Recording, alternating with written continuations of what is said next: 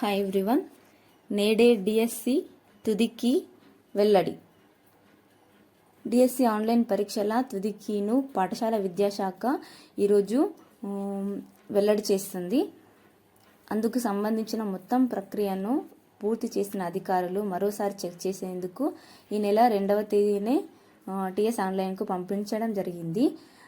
అభ్యర్థులందరూ ఎవరికి వారు తమ యొక్క మార్కులను ఈ తుదికి ద్వారా తెలుసుకోవచ్చు.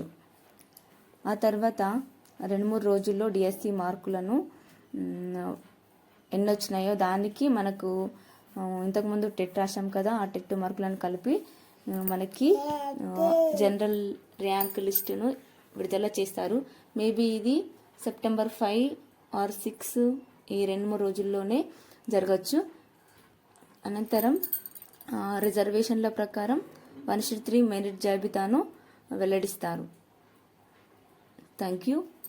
All the best.